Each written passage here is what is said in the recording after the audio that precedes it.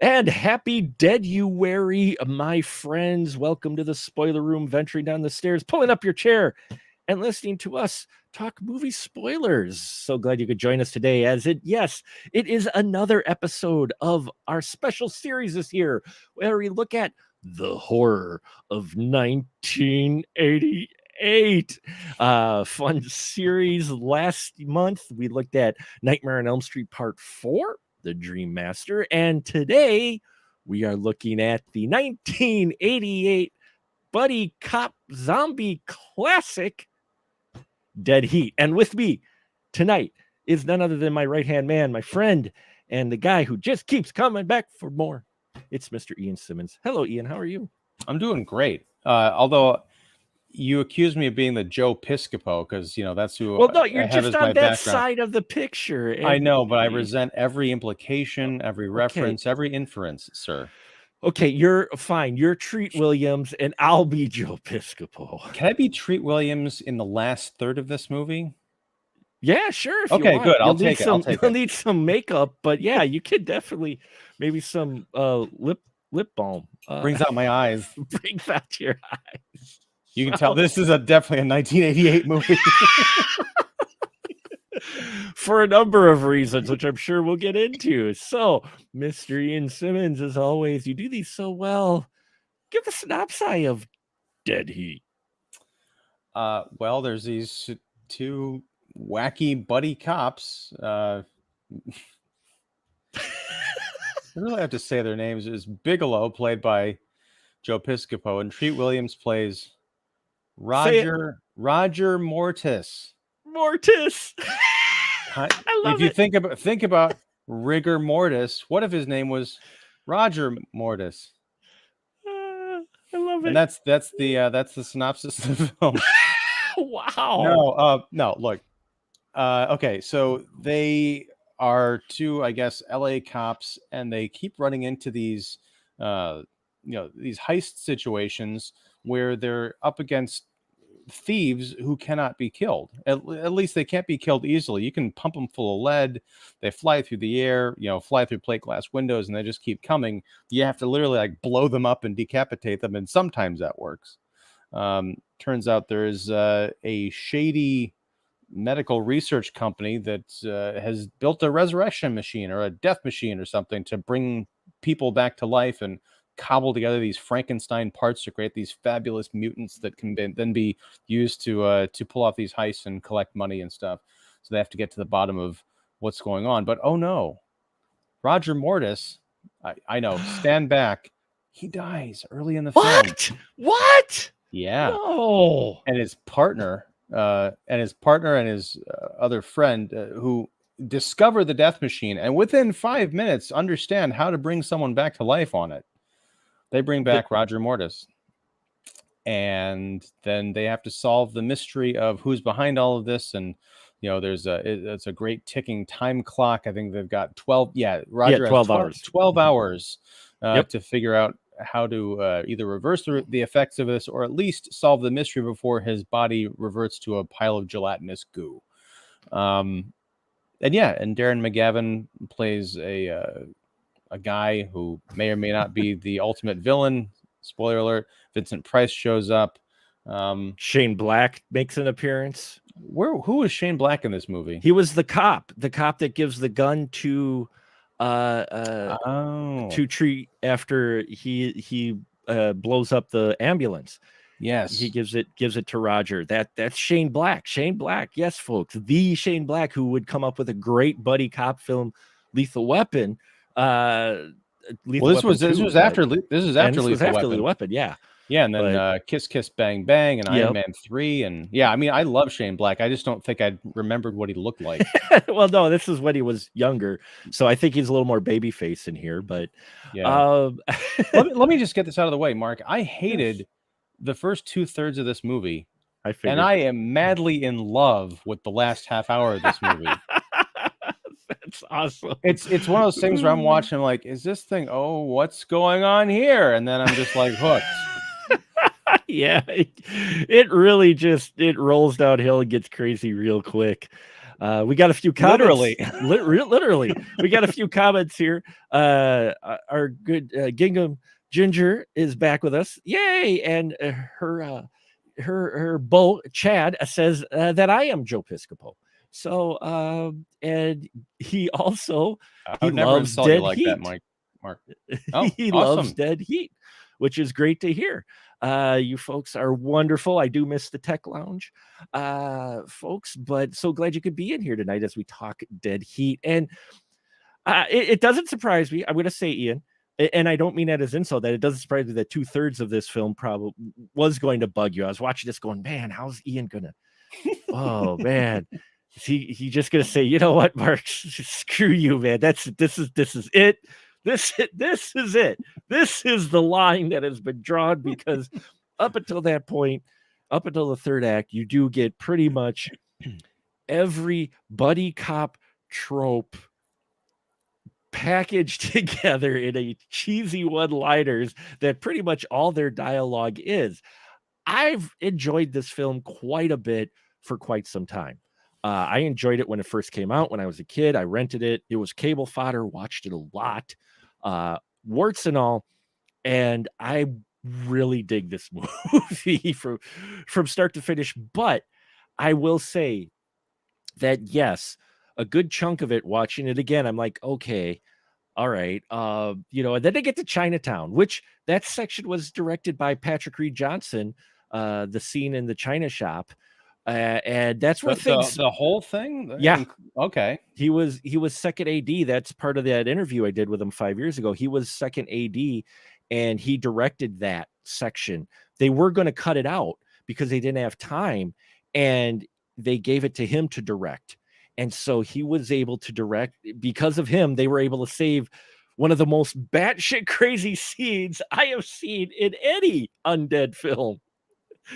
So we'll be jumping around here, folks. The film's from '88, but first I want to pull over a second, because you mentioned it. Folks out there watching now or later, well, don't watch it now because we're talking now, but look up Mark's interview with Patrick Reed Johnson, because it's fantastic. I listened to most of it today in kind of preparation for this. He also directed Space Invaders, and just listening to the story of how he came to work on Space Invaders and get it done is well worth it. It's one of Mark's first interviews, which is unbelievable because it's very well done.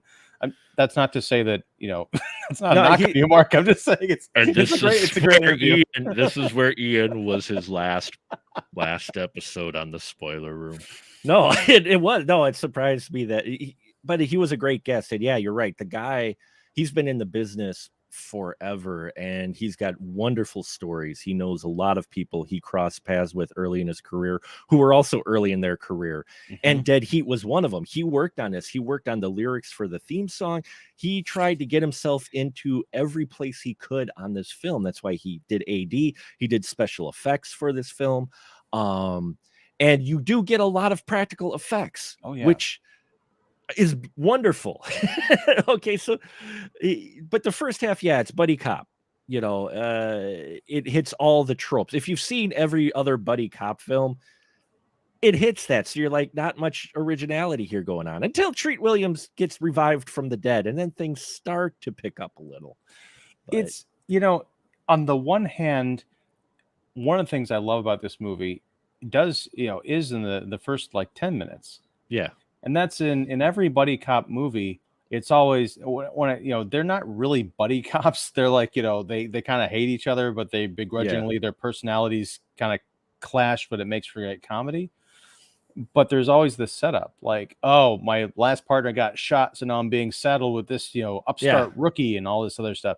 This, like, they're just cruising down the highway, Piscopo and Williams, and they've been, friends, and they know each other's families. They've been on the force since the academy days, and they're just like cutting each other up and everything. And it's just something you don't see.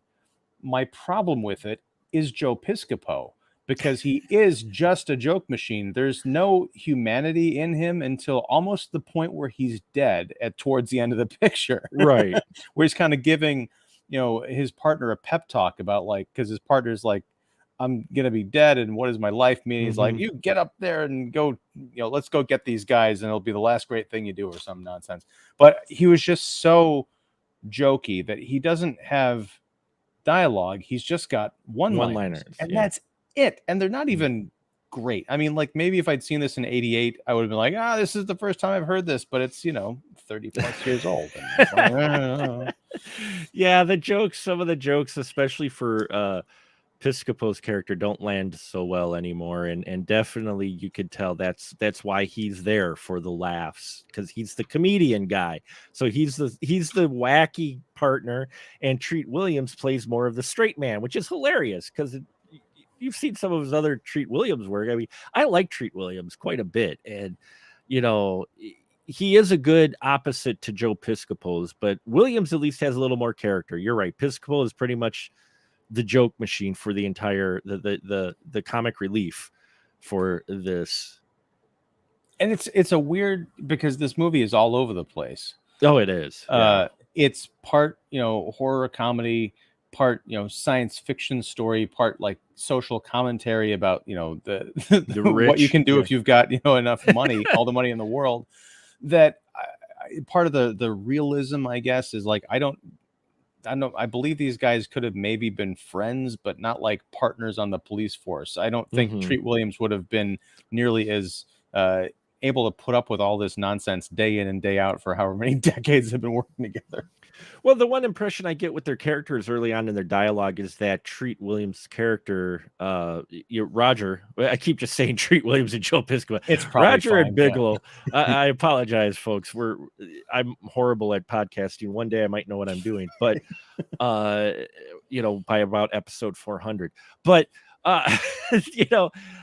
Bigelow and Roger, you get the impression Roger was trying to change himself, because he even makes a comment about Roger's now wearing suits in that, to where it sounds like maybe at one time they weren't, but Roger's trying to grow up, and Bigelow hasn't yet. Mhm. For sure hasn't. He's the hound dog, if you will, the guy who anything, he'll chase any female that comes across his path, and he's got the muscles, he's got the build. He's like, whoo, so in the 80s, that meant, hey, everybody wanted to be with him,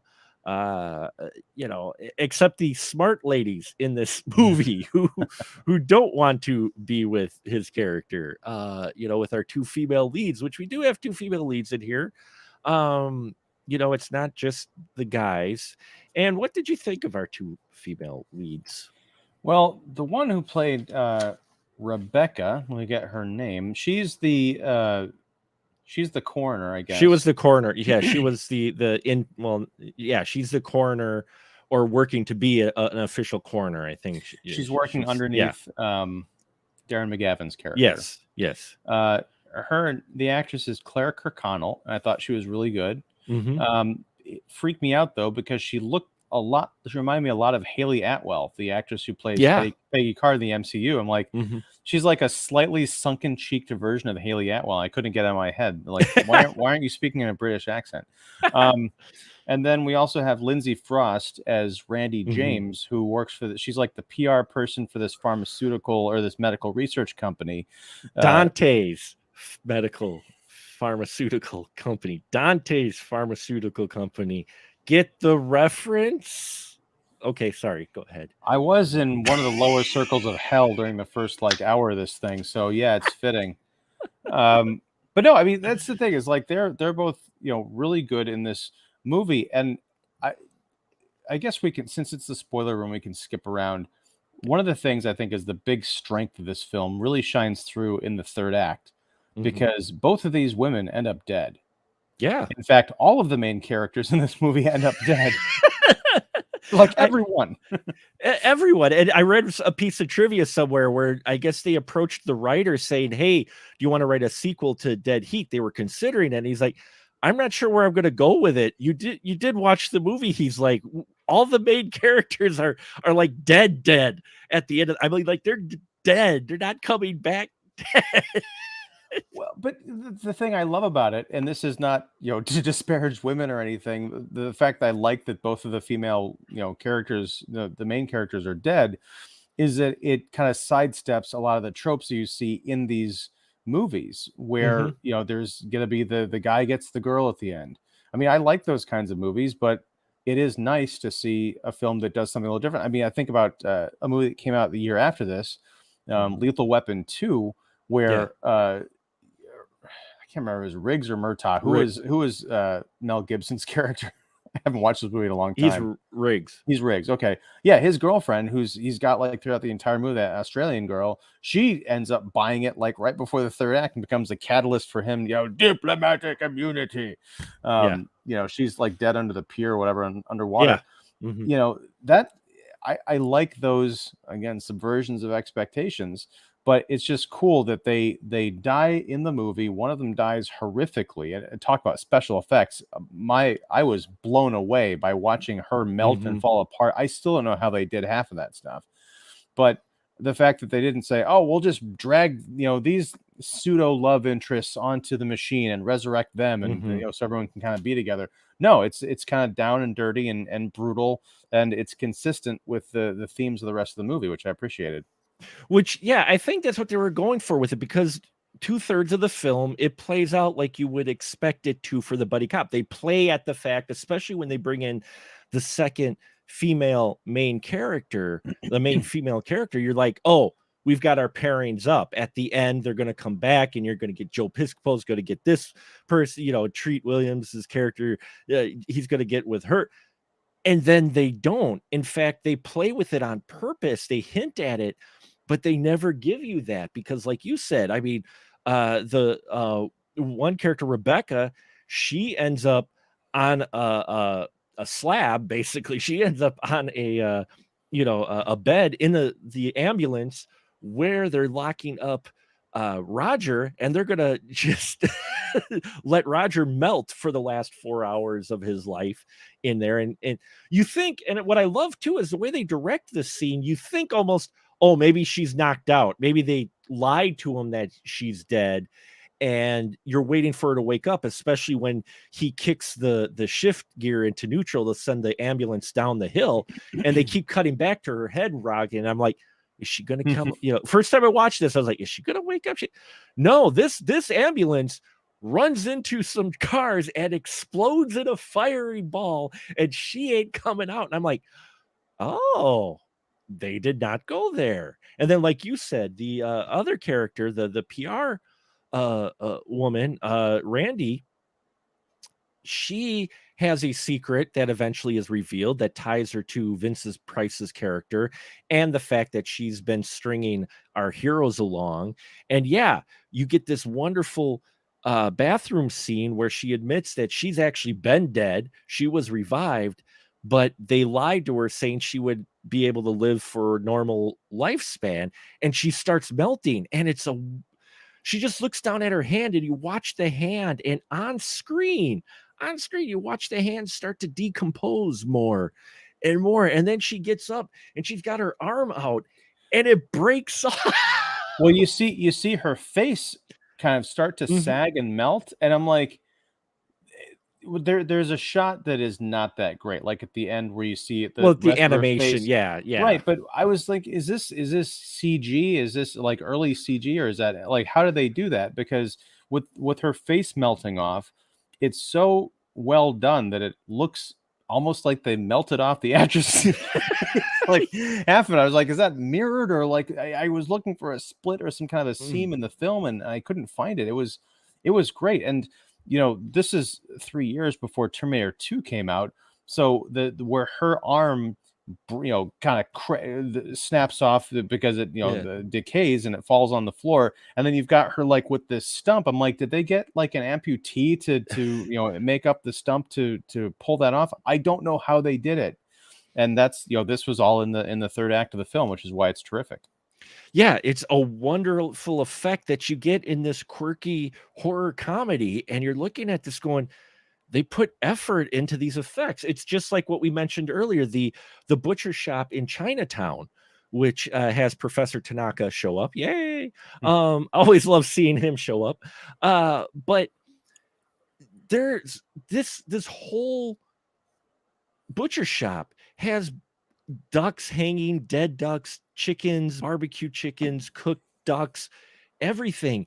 And they do this wonderful special effect, spoiler, to where the one owner hits the switch and does a little mini resurrection like energy for and everything. And I do mean everything that's dead comes alive in the butcher shop in a rather horrific way. I mean, this is some actually horrific imagery you get with these ducks and these headless ducks and the chickens come up, and then the whatever it is, bull or bear that comes out of the freaking. I thought it was like a giant cow or something. Like It might have it been a. was a big hunk of beef. But yeah, I do not share your enthusiasm for this scene, but it's Mm, mostly because of two things. Well, three things primarily. One is mm. Joe Piscopo, because he is one-lining, I'm going to become a vegetarian after this. The other is the lighting. It's so dark Yeah. that I don't know if they were doing this it's so dark that it almost looks like a deleted scene that they didn't, Mm. sometimes you'll see on a DVD, they'll have the deleted scenes they didn't quite, Mhm. finish processing. And then the other is, it just reminded me of Big Trouble in Little China and like the 80s fascination with, Chinatown and Chinese culture. I mean, you've got, the professor, and then you've got Oh, Key yeah. Luke. I mean, there are like four Asian actors in the 1980s, and they all got all the parts. Yeah, it is that's where it does date it, the handling of, some cultures, Well, I didn't even but mind that. It's just like people talk about like, where was the diversity back in the 80s? And like, I don't think it was a matter of there weren't like more actors. I think it was just the four actors that were at the they just top were got like, that work. yeah, they were like, no, you're not getting this gig. There's the four of us. We are the acting boss crime syndicate of Asian parts. Yeah, it is interesting, but I mean, I still like the practical effects, and I think for me, one of the most I'm with it though. One of the more disgusting scenes I've seen in nearly any film is when the beef cow, after they destroy the beam, so it stops it, like it's sitting there jiggling and steaming and just making this. The sound design for the scene is wonderful. It's wonderfully grotesque, and again, it's one of those scenes where you don't expect it, and that's why I love movies like this, is because they start off and you're like, okay, and then they throw stuff like this in there, or like you said, the whole third act where we've got, the big reveal, which you kind of saw coming. And Treat Williams, from when Treat Williams' character Roger discovers his buddy, spoiler, Bigelow, hung upside down and drowned. Things from there on just get so insane. I mean, he runs the ambulance and it explodes. They wait for a while for all the cops to show up. He gets put in the body bag, and you get this wonderful scene where he opens the body bag and there's steam coming out yet from the body bag. It's funny because you see the zipper opening up, and it reminded me of the new issue of Detective Comics, where, spoiler for Detective Comics, Batman fakes his own death, and he like Sure. comes out of a body bag, and one of the orderlies is like, or someone's like, what kind of world do we live in where we have to have zippers on the insides of these things? Nice. But no, I briefly I want to talk about that Chinese restaurant scene again, Yeah. or the butcher shop, Mhm. because I think the biggest issue I have with it really is Joe Piscopo, because the other Mhm. stuff I could have forgiven. If we were talking about the Doctor Strange trailer and Sam Raimi, and I Right. think that is a perfect Sam Raimi-esque film if you remove Joe Piscopo. If it had just Mm. been, say, Treat Williams and Lindsay Frost Sure. trapped in that same situation, that could have been a great Evil Dead 2 moment where you have the horror and the comedy, but you don't have the people like mugging and making jokes. The whole deal is to show them in a real life and death struggle that is Mhm. also completely ridiculous and gross. No, I mean, you're absolutely right. I mean, I hate to say, he's a very talented comedian, especially back at the day. This A lot of the performers in here, they're recognizable faces, especially Treat Williams because they were starting to get more work in that. I mean, they were working their way into the mainstream a lot more. Piscopo was stand-up comedy, and he's turning into acting. And so, you get these familiar faces, and Piscopo, though I will say the humor does take away from, it sounds weird, from this horror comedy, only because that is about all that they give him is the one-liner punch lines. So, Roger Mortis was the straight man when they didn't necessarily need to have to, because Piscopo it doesn't have to be the one-liner jokey guy. I've seen him do some other stuff. And like you said, there's a scene in the library where Roger freaks out because they're reading obituaries from other people, and he starts thinking about his own obituary. And there's actually this kind of serious scene about, well, what about if you're going to die? He's going to die in like 6 hours, kind of a DOA situation. Yeah, there's And this really chilling line where he says, Roger Mortis, husband to no one and father to none. I'm like, oh my God. I know, right? And Treat Williams delivers it with such seriousness too. He doesn't play it as a joke, and you're just like, that's kind of chilly. And then he runs off, and Piscopo, like you said, gets something more than just a line of jokes, to where he's trying to actually hype up his buddy a bit. And you're like, wow, where was this guy like the rest of the film? Well, that's the thing, is it's a disappointment, because I'm knocking Joe Piscopo. He does a really good job playing this character that I think is just pretty terribly written. It's nothing. I'm not criticizing him as an actor or anything, or as a comedian. It's just I think it was the wrong tone. I think if you had just written him as a cop who has like a sarcastic sense of humor that kind of comes out in situations, instead of like just being Bugs Bunny all the time, like roided out Bugs Bunny, I think it would have worked. But I want to talk about this character evolution that we get pretty much in the last like 20 minutes. This is not a long movie. But you see Roger going from self-doubt to like this little existential dread, like, what am I going to do with the last 2 hours of my life? When he gets chained up in that ambulance, and he discovers a way kind of out of it, when he's riding almost like surfing in that ambulance down the street, you see him kind of like this joyful madness, like, here it comes. And then when he comes back, he is completely resurrected, coming out of that body bag. He just does not give a fuck. And he's got this like great punk rock hair, and half his face is off, and the dark blue suit he was wearing now is like jet black. And he's going in there with like Uzis and stuff. It's so wonderful. And then to see him, like, one of the most tasteless jokes in the movie is, he's dead, so his lips are, his features are kind of getting sunken and pallid, and he buys some lipstick, and Joe Piscopo's like, oh, it brings out your eyes, and they're like kind of bantering back and forth as if they're like gay for each other. That joke, that callback, is what saves the entire fate of humanity, basically, because Roger reminds Bigelow of this when Bigelow, surprise surprise, comes back as a zombie, but he's a mindless zombie because he's been dead too long, and he's basically turned against his former partner. Yeah, that's in the big climax after he takes on Dante Pharmaceuticals, because he's looking like a good Two-Face. I don't know why Schumacher just didn't take Treat Williams' character, Roger Mortis, after he comes out of the ambulance. The way he looked, that's Two-Face. That looked more like Two-Face. Is to quote Joel Schumacher on the commentary for Batman Forever or Batman and Robin, it's a comic book. Just remember, we're making a comic book, people. Yeah, I know. But still, seriously, he looks awesome. The makeup they have for him, like you said, I love the whole half burnt face, everything, and his demeanor and everything. You're right. At this point, he does not give a fuck.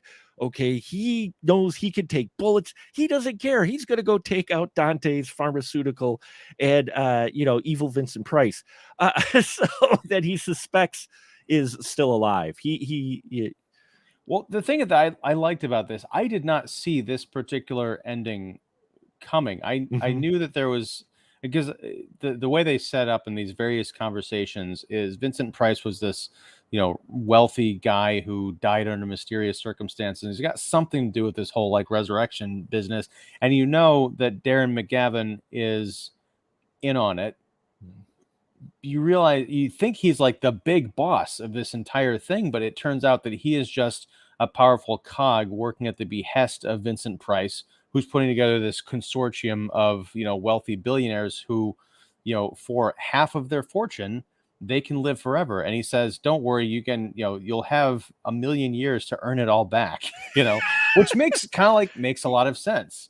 But the bit where Darren McGavin is cornered by the two zombies that he has, created through all of his horrible deeds.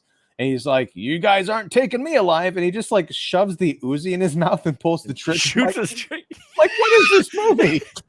Yeah, you think maybe they'll stop him before he does it, but no, he's like, "You ain't taking me alive," and pop, and you're like, "Oh, he actually did it." And then I love this whole ending. This movie just ends with such wonderful flair because after after Roger has crashed through the door, he takes out the guards. He comes across another undead guy, and they have this wonderful sequence, this beautifully wonderful sequence of two zombie guys shooting each other continuously. I mean, the squib guy worked overnight for this work because they're shooting each other constantly, like 3 feet away, and he works them into the airlock, and the guy explodes. I can't be sure, but I wouldn't be surprised if Weird Al Yankovic stole that bit for UHF. Oh yeah, I think there's a scene in the Rambo bit where there's the one guy like shooting at him, and you think they're really far away, but it turns out they're right next to each other. But this is like the best version of that because you're right; they've both got Uzis, and they just keep like walking close to each other, just not stopping. What I love about it is that, well, that kind of makes sense. They're both undead guys. They know they can take it. They're just seeing who's going to drop first, so they just unload into each other. But you're right. After that scene, he goes in, they confront the bad guy, he shoots himself, and they're like, "Oh no, you're not getting away that easy." And then he's like, "Hey, you ever wonder what would happen if you tried to resurrect someone twice?" And he's like, "Oh no." They throw the guy who just shot himself, thought he would get away from getting the revenge from the two zombie cops, and no, they resurrect him twice, and he explodes in beautiful Scanners fashion. It's curious though. I almost would like to see a sequel to this movie just because I wonder, like when Roger comes back, when he's resurrected, it's as if he had like just kind of blacked out when he died because he dies by getting shoved into this decompression chamber inside the medical research facility. So the oxygen, the life is literally sucked out of him. But then when he's resurrected, he just wakes up and he's like, "Oh, what happened? How long was I out?" And they're like, "You died." And I'm like, "What?"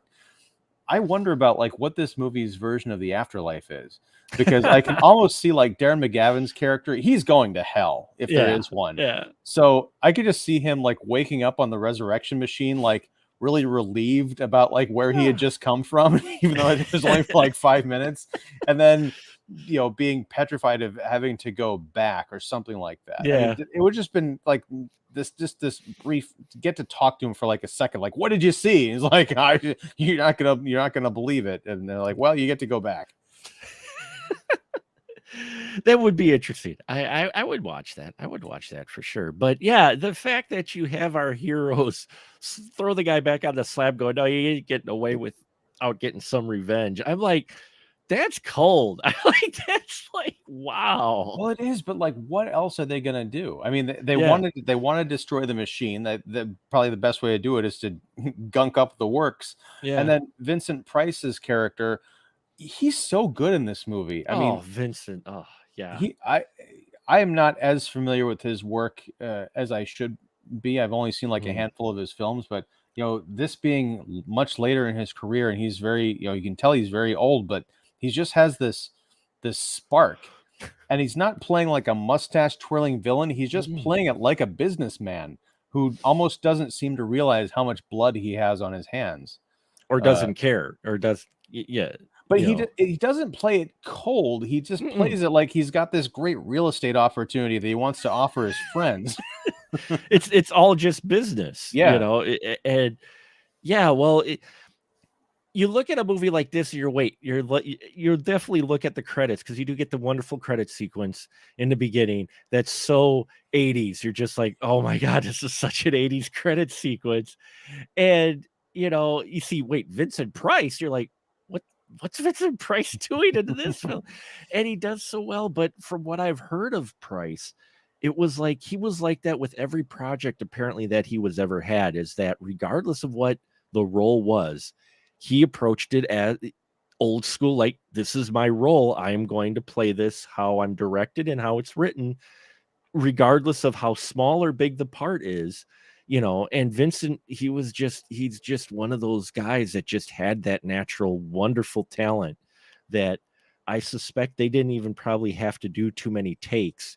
If anything, like the story on the Thriller CD that I have, I don't know if you ever got it, but a little side note, the 25th anniversary, I feel old, of Thriller, I got the CD, I got it as a gift, and on there they have not only all the songs from the album, but they have like interviews and such with Quincy Jones and the producer of Thriller. And there's a story apparently of if you'll bear with me, there's a story on there where the guy talks about how they were going to get Vincent Price, and apparently his wife knew Vincent or knew the PR person, for the agent for Vincent. And they're like, it'd be really cool if we got Vincent Price in on this. And surprisingly, they said, yeah, he would be up for it to be, on the song with Michael Jackson for Thriller, right? Well, apparently he hadn't written the speech, the dialogue for Vincent, and they were recording that day, and they had partied or gone to dinner the night before. So the guy was writing the lyrics for Vincent on the drive to the studio. He Wow. literally finished the lyrics as Vincent came in. Vincent did the thing in 2 takes. He actually nails it in the first take, but they did a second just for safety. But the guy said he was amazing. He came in, he was the nicest guy. They're like, no ego or thing. They're like, told him, here's what we're doing, here's the beat. And he just nailed his dialogue. He's read it twice, and apparently he was out the door. And it's great. They've got an outtake on it to where you actually have Vincent Price going, I think it's, can you dig it? And I'm like, this is the best part of the whole CD right here. I gotta look that up. That's gotta be on YouTube or something. I gotta find that. It's amazing. But that's the type of guy he was. So to see him in this movie, and especially appearing in the third act, because you think maybe, okay, he's just going to be on the VHS tape, because that's when you first see the footage of him, and you're like, okay, it's a lower budget film. It's Vincent Price. That's his appearance. Even though he's got titled, he's just going to be on the TV. And then he shows up for a whole scene in the resurrection chamber as the salesman for the resurrection machine. I'm just like, this is awesome.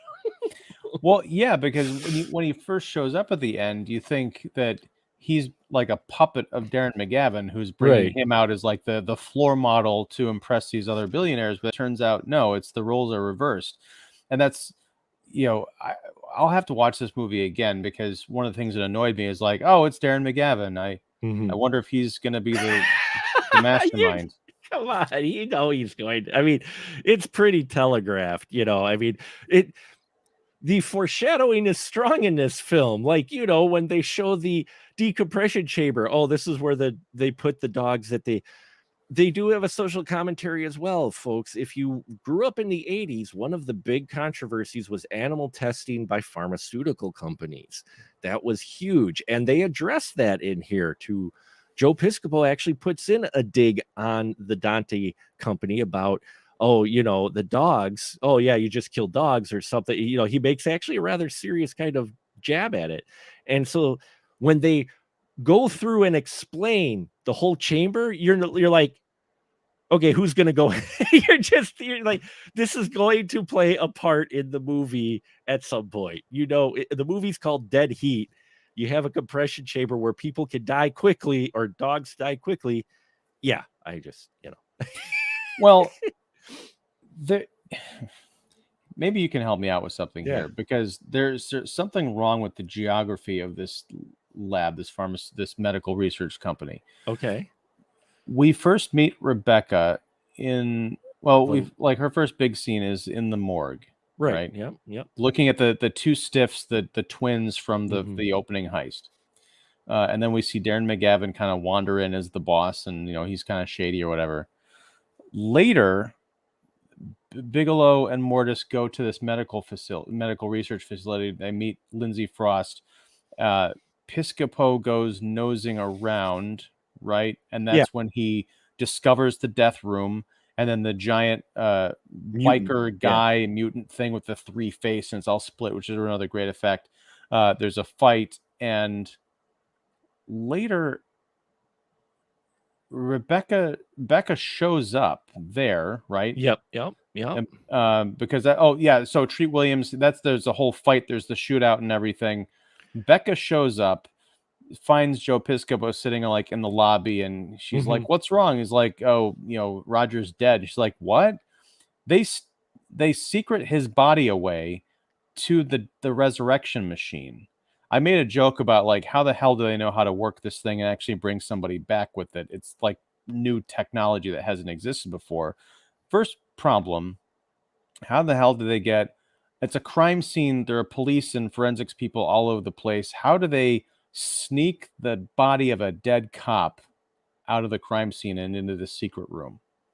Somebody's going to notice. The secret room was right next to the asphyxiation room where he died, and there weren't a whole lot of cops. So as everybody left the scene for them to investigate, no one was around, and so they dragged the body into the resurrection room. Very easy. Just like No, I understand how it works in the movie. I'm talking about what fantasy world does this movie take place in? Because that's not going to happen. You're questioning a movie where they resurrect people from a machine. No, that's not what I'm talking about. I'm talking about establishing. That's what makes movies work or fail. If you are watching a movie and you're pulled out of it because you're like, the real world portions of this movie don't operate according to the mechanics of the real world, so I can't buy the fantasy stuff, because then really nothing matters. But the other thing is, Darren McGavin's character also shows up in this resurrection machine room eventually. Yeah. How the hell does he know about it? I mean, we understand at the end how he knows about it because he invented the thing, but there's no reason that he should know anything about this chamber or what Rebecca's doing in there, or how did he get in there, past the whole well, the doors were open anyway, so they didn't rope it off. Again, this is a crime scene. Budget cuts. No, none of this works. No, it was budget cuts. It was budget cuts. No. It was budget cuts, and while nobody was around, they slid the body in there for the resurrection, and boom. But he doesn't even remark when he gets in there, like, what is this place? What have you discovered? It's like, oh yeah, it's the resurrection machine. Well, that's nobody finds that suspicious at all, and nobody else asks the question like, who built this? Where's the head of this company? Because Lindsay Frost's character is very interesting. She's just the PR person. We never actually find out who is supposed to be the front for this company. Now, it turns out to be Darren McGavin and or at least Vincent Price and all this other stuff, but we never find out who the person from the head office is supposed to be. You've got the PR folks, right? Sure, but where's the director? Who cares?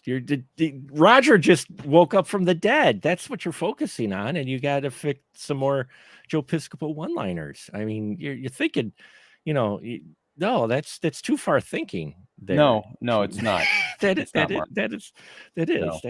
You can't think like that. Why? Well, no, because that's one of the reasons I hated the first hour of this movie, because this movie, it's not smart. I like movies that are smart, because when they are dumb and they leave out questions that, if you're telling me a story, it's like, oh, I was driving down the highway, and all of a sudden my foot just got caught in this Jell-O, but I made it to Walmart anyway. You'd be like, wait, what's that Jell-O thing? No, I was just driving down the hallway and I went to Walmart. But you said something about Jell-O. That doesn't make any sense. Like, just go with the story. No. Yeah, just go with the story. No, because it's a bad story that doesn't make any sense. The gimmick is the cops coming back alive. Come on, that's all you need to care about. Oh, look, no, it's not, because that's the difference between a movie, like one of the many differences. That's one of the reasons we respect 2001: A Space Odyssey, and we think that the Transformers movies are trash. Because the details don't matter. It's like, don't worry about it. The part of the problem with Transformers, the details matter too much. The too many components to the robots, just way too many components. That's not how it seriously. Like in the cartoon, they transformed in like 5 seconds. It was like, and in the movie, it takes like, you could like blast a Decepticon to death 17 times over in the time it takes to transform into from a person into a car. I know, right? It's like, what?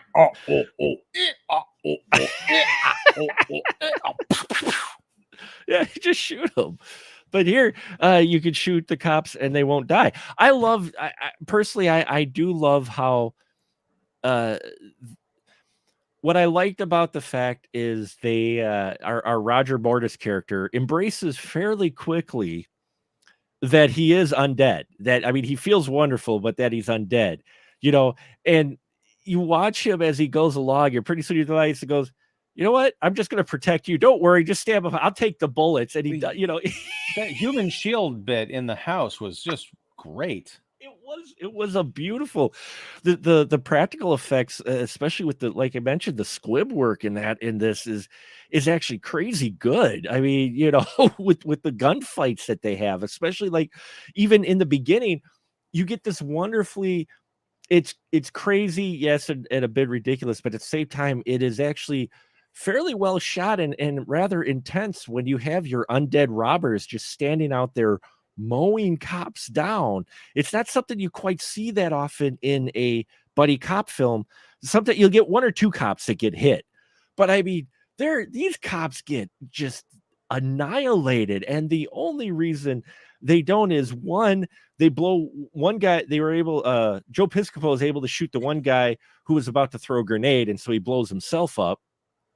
And then Roger Mortis runs his car into the other zombie. We get a wonderful shitty dummy moment. Wonderful shitty dummy moment. The way it's edited, the car coming close, you get the camera whoosh, and then you cut to shitty dummy as he bounces on the hood. I love it. I can't see a shitty dummy now without thinking of you saying the phrase "shitty dummy." Shitty dummy. I love it. we could give props to Astro Radio Z's Mr. Derek Carey for that one, because he loves his shitty dummies, and you do get one in here. It not thrown from a building, but you do get one hit by a car. So, but their makeup effects too, you know, are good. It's funny because, yeah, you mentioned it. The script for the first two acts, it can be tough to get through depending on how far you can look past some things or overlook some things or just go, okay, you know, whatever. But then there's a lot of the production elements that are far better than you expect, I think, for a film like this. Would you agree? Oh yeah, I mean, I saw a lot of movies in '88, you know, Yeah. because it was a great year for Oh, it movies, great year was. for horror movies. I mean, that's why you're doing this series, right? Yeah. But this is one of those things where I think I saw the poster, and it's just like, you know, Treat Williams and Joe Piscopo kind of like looking over the shoulder, like, huh? And I'm like, what is this stupid shit? I'm not gonna watch this.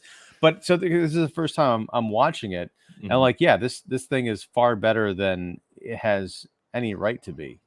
Yeah, the practical unbalanced, makeup, yeah. it is unbalanced. I mean, yeah, the production value and everything outweighs your script on this, which I think that's why for me, I don't mind the shortcomings of the first act or two of this film, is just because I'm just into all the wonderful, like, so the visuals you get, especially when the two zombie hitmen show up fairly quickly, mind you, to take out the PR person. And there's some wonderful makeup on these two gentlemen. I mean, it's like wonderful zombie makeup and that's what I like, is there's a lot of care put into the effects for this quirky comedy that easily they could have gone cheap and just painted them, you know, pale or something.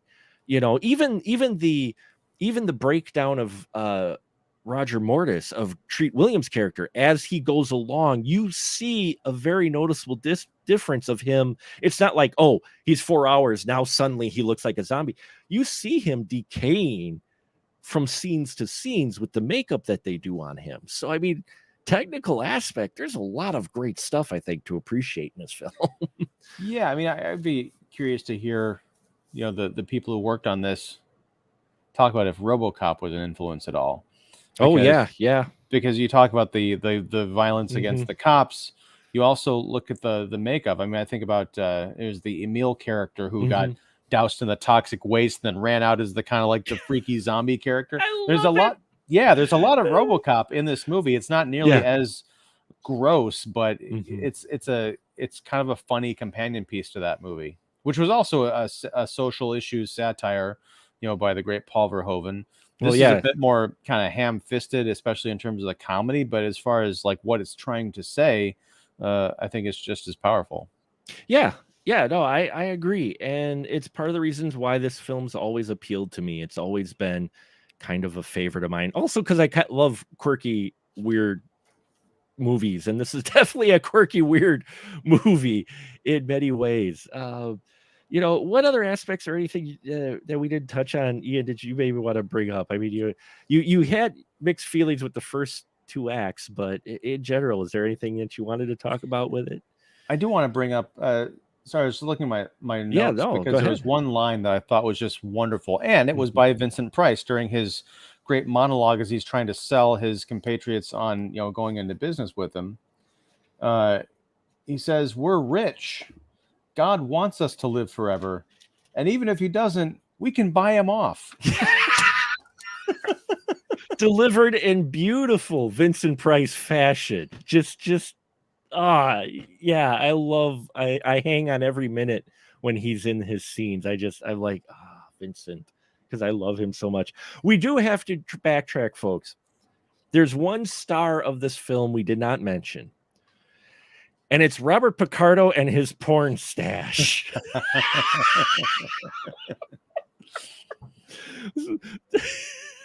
He was rocking that wasn't he rocking that in Back to School? I think so. I think with Maybe. yeah, Mark because he was Harmon? not Oh, you mean no, Rodney not Dangerfield? Yeah, not summer yeah. school, Back to Not summer School. school, right? Back to school. Because I think he was in the beginning with Rodney Dangerfield having the party. I Yeah, think he was the guy feeling up Adrian Barbeau. yeah. He's like, Mr. Mellon, I was just looking for some cocktail napkins. He's like, where, under her dress? I think he had that same mustache. He might have. He very well might have. But we're watching it. My wife was like, "Oh my god!" She's like, "That thing is like he just it dominates his entire face. Like you hear the term porn stash. There's your he just it's just this huge thing of fur that looks so fake. It just it's like someone pressed on that mustache, but it's so beautiful at the same time. You're like, that needs its own credit because wow, but he shows up for a small bit in here, which was impressive, and it's interesting to see some of the faces that pop up in here. Now, it's directed by my favorite editor. I want to mention him, Mark Goldblatt. And he's the one that made me realize I watch way too many movies, because when I'd watch late 80s, early 90s movies, I go, oh, Mark Goldblatt. I recognize it. You recognize the editor. People recognize, composer, director. No, I'm sitting here going, hey, look, Mark Goldblatt. Because if you look at his resume, he didn't direct many films. This was one of two films he actually directed. But his editing credits, he edited some of your biggest movies like ever. I mean, because he went on after this, I think, to do The Punisher with Dolph, and I can understand why he stopped directing after that. He's like, yeah, now I'm going to go back to edit. But did you look at his resume of what he's edited? Okay, here we go, folks. And we talked about him before. He edited Humanoids from the Deep, Howling, Halloween 2, Cannon Fodder, Enter the Ninja.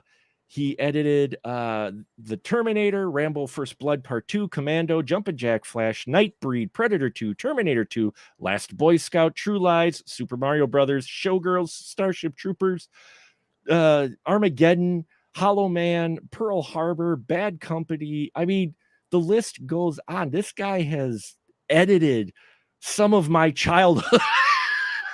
That's crazy.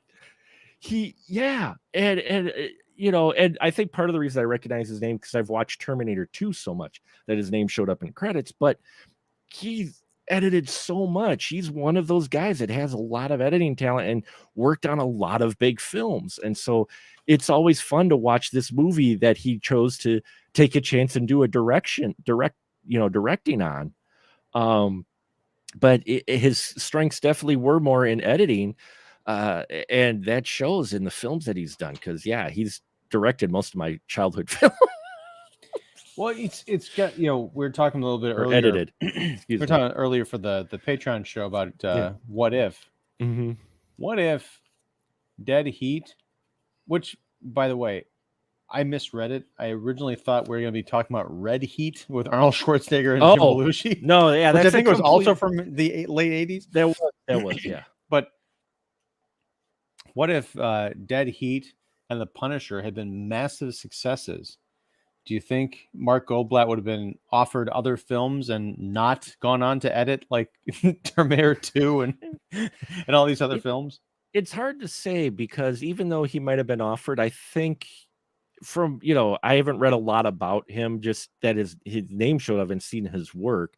It really seems like editing is where it's at for him. So I'm not sure if he would have taken other jobs. Maybe, I mean, Hollywood price tag, I'm sure. Maybe he'd direct and edit, because he'd have that skill, but that's hard to say if they were huge successes, if not, and yeah, no surprise. Unfortunately, Dead Heat was not a big success, but it does have a lot of cult following for its quirkiness. It has a lot because of the people involved. Patrick Reed Johnson, Mark Goldblatt, Piscopo, Treat Williams, Shane Black shows up in here, Vincent Price. I mean, you've got names in here that are familiar, so that kind of sparks its cult status. And it's interesting window to see them try something at least a little different with the buddy cop story, with it. And your final thought with it, with Dead Heat, would you recommend it to anyone?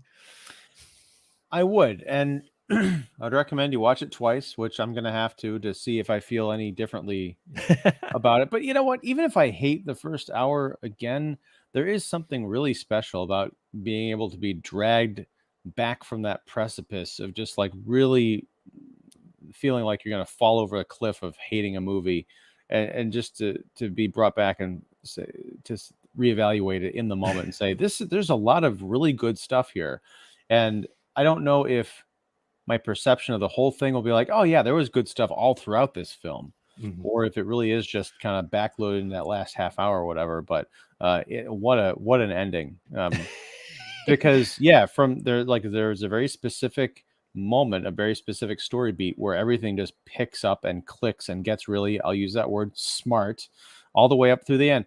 Although I do want to ask you, what happens to them at the end? Because they walk out the doors of the lab after having blown up the machine, and they're kind of like bantering with each other as they walk off into Mhm. like the kind of the white, cloudy Smoke, yeah. haze, and they're like, oh, are they going to heaven? But wait, that didn't make any sense because they haven't decomposed and died yet. Well, That's your opening for a sequel right there. well, Roger was on his way to melting. He would have been melting soon. He was very close to it. I think it was just to give the impression, the ending, that yeah, they're off to go get melted, and we're not going to see it. It may not be actually happening, but it's to the imply that they're fading off, or heaven, or going to melt, or you know The who really. the one Piscopo line I really liked in this movie Mhm. was the last line, I think, of the film, where he said, Roger, I think this could be the end of a End of a beautiful beautiful friendship. friendship. Yeah, I know, right? I love that line's always stuck with me. That line is always stuck with me. And yeah, I too would recommend it, especially if you're looking at quirky 80s films. Uh, Not just for the people, but yeah, this last half, it just. And here's the thing, I would be interested in, and maybe I'll ask you in after hours, maybe for our next episode, what you may, if you watch it or whenever you watch it, just let me know. I'll be curious to see what you think, because I can see how Joe Piscopo's one-liners, especially on a first watch, may take away from the other things going on in the film, because he has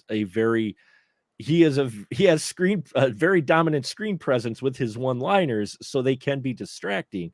But now that you know that they're in there, maybe you can look past it and see other things, or if not. But again, the fact that it ends strong goes along with what I always think with some movies, is that if a movie can end really strong, you can forgive some things. I mean, Oh yeah. you could really, if you're like, okay, I had to take a trip here, but this is where we landed. it was worth the trip. It's much better than a movie that starts strong and ends poorly, because you never, you just remember the bad stuff. Well, yeah, I mean, you're not like, man, that was a great opening, but the other end, but that opening, no, you're like, you come out of the theater going, wow, we started off there and that's where we ended up, really? But if you're like, man, at the beginning, but did you see where it took us? Holy crap. Right, because you never really want to revisit disappointment, no matter how great Yeah. something is. Or the temptation is, I'll just go look up the first 20 minutes of that great movie on YouTube, or whatever. Yeah, but the Yeah. compulsion for me to watch Dead Heat is I want to watch it again from start to finish to see if I think it's a any stronger better film or than I not. thought. Yeah. Well, there you have it, folks. Dead Heat. Hope you've enjoyed the conversation and a second horror of 1988 episode. Now, we're giving Mr. Ian Simmons the knife, the proverbial knife, if you will, the metaphorical knife. And now he gets to pick a number and take a stab at it to see what film we will cover next month for the horror of 1988. So, are you ready, Mr. Simmons? I got my You my instrument here. You're gonna stab it with a pen. That It's works mightier than a knife or a is sword, I've it's heard. sword. Yeah. It is mightier than a sword. Okay, what number are you going to take a stab at? What are my options? 1 through 10. 10. Oh, he's going for 10. And it's more law enforcement fun, folks, as we will be looking at Maniac Cop next month. Yes, with Mr. Robert Zadar, may he rest in peace. Which is still one of the most popular videos I have ever on my YouTube, is my interview with the late Robert Zadar. So Maniac Cop, folks, next month for March Maniac Cop. Look how that works. It just, I swear the podcast god stars align for the show all the time when we pick these things. So yes, folks, I don't know what theme I'll come up with for next month, but we'll figure out something. Well, it's March Madness. It's or March. It's Mark Madness. Mark Madness. I don't think I'll get anyone to show up if I name it that. But there you have it, folks. Thank you so much for listening. Now, as always, the license to shill is for my friend Ian Simmons. So, sir, the floor is yours. Well, I'm Ian Simmons. I run Kicking the Seat, which you can find at kickseat.com. You can also find my videos and other content on YouTube. Just go to YouTube and search Kicking the Seat, and I'll be there. I do interviews and movie reviews and like miscellaneous series about various movie-related things. So yeah, check it out. If you like it, please subscribe and tell all your friends, and join me back here every Tuesday night with Mark. This is like year 2 of this wonderful spoiler room journey we've been on, and it's one of the highlights of my week, and I hope one of the highlights of yours. It is always a highlight where I get to talk movies with my good friends like yourself, and having you always come back means a lot, and it means a lot to my listeners and the folks who tune in live. We appreciate you greatly as well. Lots of interesting stuff coming up, folks. I'm working on some other things, and who knows, maybe we'll get a couple new shows going on out there. I don't know. It's whatever I try to work in time for. So look for the next few weeks. We're actually going to have some new It's Vinylly Mine episodes. I got some stuff in the mail finally that had been on order months ago. So I'm very excited to do some unboxing there. And yeah, look for some other things as well. Thank you so much for your support and listening. And we'll just say now, good night, everyone. Good night.